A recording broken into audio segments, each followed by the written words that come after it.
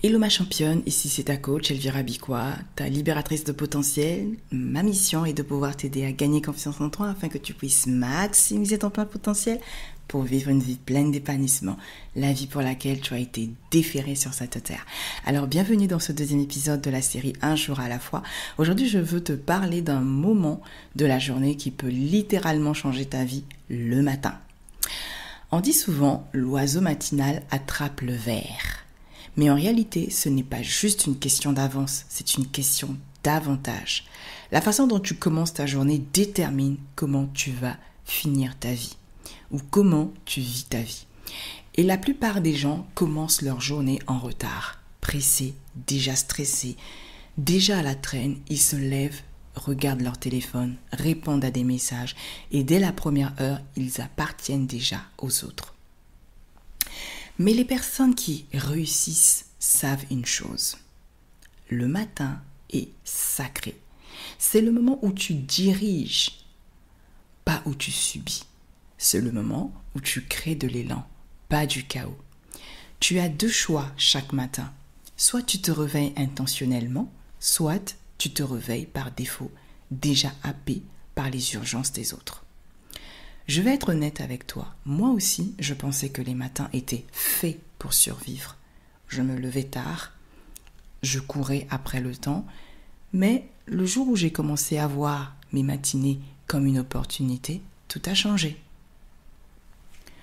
Le matin, c'est une fenêtre dorée, une heure précieuse pour toi. Avant que le monde ne vienne te solliciter, tu n'as pas besoin de te lever à 4 heures du matin, mais tu as besoin de te lever avec intention. Les personnes qui réussissent ne gaspillent pas leur première heure. Elles les possèdent, elles bougent leur corps, elles lisent, elles réfléchissent, elles notent leurs objectifs. Elles commencent avec leur propre voix, pas avec le bruit du monde. Et laisse-moi te dire une chose, la discipline ne se soucie pas de tes préférences. Tu n'as peut-être pas envie le matin, mais ce n'est pas une question d'envie, c'est une question de direction. Chaque matin, c'est toi qui décides. Est-ce que je prends le contrôle ou est-ce que je laisse le monde décider pour moi? Tu as le choix. Alors, je vais te lancer un défi demain matin. Fais quelque chose de différent. Ne touche pas à ton téléphone dès que tu te réveilles. Prends plutôt 5, 10 à 15 minutes juste pour toi.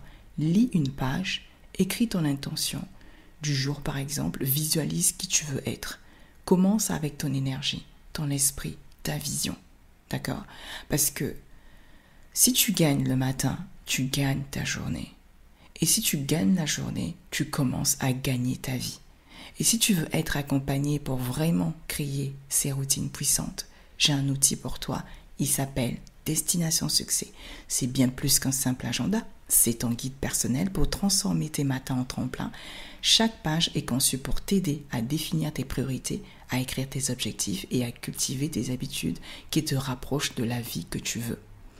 Avec Destination Succès, tu ne te lèves pas au hasard. Tu sais exactement où tu vas, pourquoi tu y vas et comment avancer un jour après l'autre. Et crois-moi, cette clarté, ça change tout.